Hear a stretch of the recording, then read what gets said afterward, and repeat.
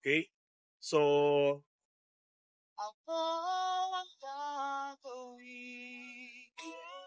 another concept ni IMJ yung tinatawag nating X-curve concept. So, dito sa X-curve concept na to, meron tayong tinatawag na line of responsibility at saka line of building wealth. Okay? May X. Okay? Isang X, yung isang linya pababa, yung isang linya dapat pataas. Okay? So, X-curve concept. So, line of responsibility dapat bumababa. Habang tumatanda ka, dapat bumababa yung responsibilidad mo sa pamilya mo. Hindi dapat yan tumataas. Okay, share the responsibility. Wag mong aakuin, wag mong papasanin yung daigdig. Okay, wag kang bigay ng isda. Turuan mo sila kung paano mangisda. Wag kang bigay ng pera, mamigay ka ng negosyo. Okay? So kung sakali mang mayroong 13-month pay o bonus kasi duman yung Chinese New Year, o nanalo ka man sa loto o kahit na ano man, na nagkaroon ka ng instant money, ang pinakatama niyan lagi ay mag-aral ka ng financial education, and then yung instant money na yon, okay, wag wag ka mamimigay ng balato, okay? Magtayo ka ng negosyo, and then yung mga taong gusto mong tulungan, i-employ mo o gawin mong trabahador o gawin mong empleyado doon sa negosyo na itinayo mo, and then kung maganda yung performance nila, that's the right time na bigyan mo sila ng bonuses o bonus o regalo as a gift dahil naging mabuti silang empleyado. Huwag kang bigay ng isda, turuan mo sila kung paano mangisda. That is the line of responsibility. Okay, tayong mga OFW, this is the right time na dapat na yung mga kapamilya natin sa Pilipinas, nakikinig sila sa atin. Because this is the time na meron pa tayong trabaho dito sa abroad. Okay? Kung ngayon na ikaw yung nagpapadala ng pera o ikaw yung sumusustento sa pamilya mo sa Pilipinas, hindi sila nakikinig sa iyo, how much more kapag wala ka nang maipadala. Every month, nagpapadala tayo ng responsibility sa Pilipinas in terms of, ano po yun? Allowance, okay, o tuition fee, o kahit na anumang sustento pinansyal sa mga nasa Pilipinas. Pera po yun, ano po? So papel, kapalit ng papel. Yung responsibility din po ng pamilya natin sa Pilipinas o ng sino mang binigyan natin ng pera ay ibalik yung resibo na nakaakibat doon sa pera na pinadala mo. Pero ang tanong po sa mga kapwa natin OFW, ano po? Alin bang mas mahirap kitain, yung pera o resibo? Siyempre, yung pera, no? Pero bakit that time na hinahanap mo na o hinihingi mo na doon sa pamilya mo na nasa Pilipinas yung resibo na pinapadala mo, ay nagagalit na po sila. Because you did not share the responsibility. Okay? Dapat po pansamantagal o hindi panghabang buhay yung pagiging OFW natin. Kailangan i-share mo sa pamilya mo na dapat magtulungan bilang pamilya nga po. Ano po? Mali po kasi yung mindset na merong breadwinner na bumubuhay sa isang pamilya.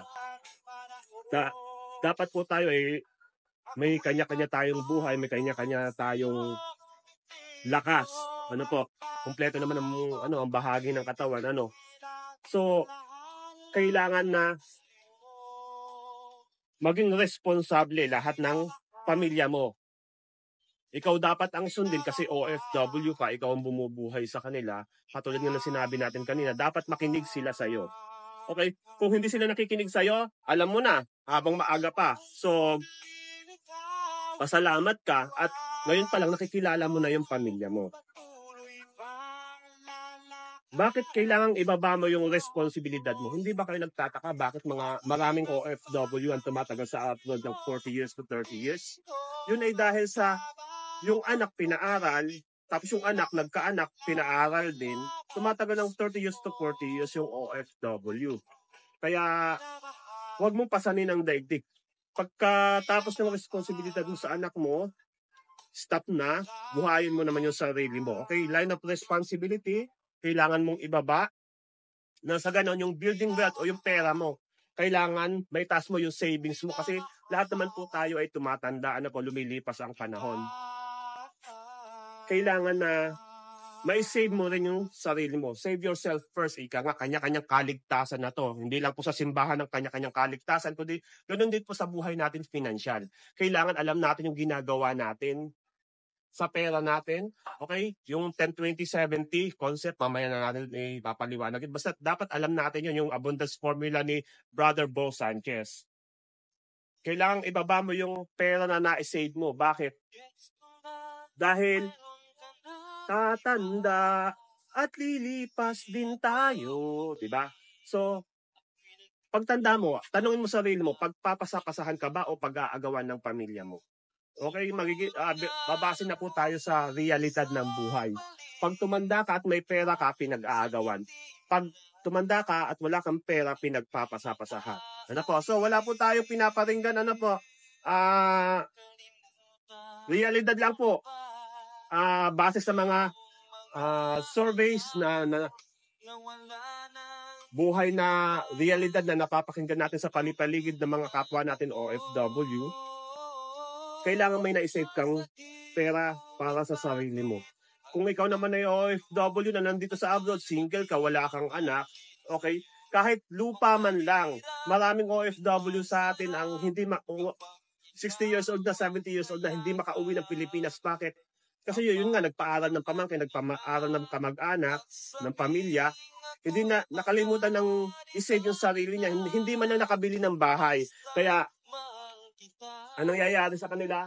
Pulubi dito sa Hong Kong, pulubi sa anumang bansa na pinagtrabahuhan mo nila bilang OFW, hindi makauwi sa Pilipinas. Bakit? Ni lupa na nakalagay mismo sa sarili niyang pangalan, wala siyang na-save. So, financial education and then bahay lupa po, kailangan meron tayo yun. And then, step by step, meron tayong financial foundation na dapat nating sundin. Okay? So, dapat meron tayong pera na magiging kasama natin sa ating pagtanda. Savings natin, pera natin, worth. Okay, hindi po kasi realidad na yung sasabihin natin na hindi mo ako kayang bilhin. Bakit? Hindi na po tayo makikipagplastikan. Dapat po, alam mo, ang salitang tinatawag natin na magkano ka. Okay? Kung yun nga po mga mayayaman, milyonaryo sa Pilipinas, alam nila kung magkano sila. Aminado sila. Nakakita na ba kayo ng milyonaryo sa Pilipinas na nagsabi na hindi mo ko kayang bilhin? Wala pong ganon. Ano po, kahit po saan mang TV show, wala kayong makikitang mayaman na nagsabi na hindi mo ko kayang bilhin. Bakit? Kasi alam nila yung worth nila. And the truth is, hindi mo na talaga kaya silang bilhin. Bakit? Kasi una na nilang nabili yung sarili nila. So hindi nila pinagbibili yung sarili nila. Bakit? Alam nila yung worth. Alam nila kung magkano ka. So bilang OFW, may sahod tayo monthly for the 2 years contract. So yun yung worth natin, yun yung 2 years na worth natin, kaya pumayag tayo maging empleyado dito sa Hong Kong bilang domestic helper. So, dapat alam mo kung magkano ka. Maghanap tayo ng mga kapwa natin financial educator, financial coach, financial planner na pwedeng i-assess kung magkano yung value natin kung hindi natin alam. Ano po? So, that is the X-curve concept. Line of responsibility dapat bumababa. Line of saving wealth, yung pera natin, habang tumatanda, dapat tumataas. X-curve concept. Sa bawat X ng buhay natin, dapat meron tayong natututunang lessons. Dapat nag-move on tayo. At ang tama pong pag-move on is yung hindi mo papasanin yung daigdig, kundi pag tumatanda ka, lalong gumagaan yung buhay mo. Binabawasan mo yung iyong responsibilidad. That is the X-curve concept. So, kulang yung ating slides dito na binabasa. So, ang natako na po natin ay Rules of 72, X-curve concept. So, meron pa tayong financial foundation. So, hindi natin na-save yung slide niya. Mamaya na natin i-review. So, yun na lang po muna sa ngayon. Ano po? So, sana po ay may natutunan tayo dito sa live natin na to. Kung meron po kayong katanungan, anything about business na pwede mong iset up bilang OFW habang nandito ko sa Hong Kong, paki-PM lang po dyan sa live natin. And then next time na magla-live tayo, ay sasagutin po natin lahat ng tanong nyo. Maraming salamat po. Ito po ang inyong Kuya X.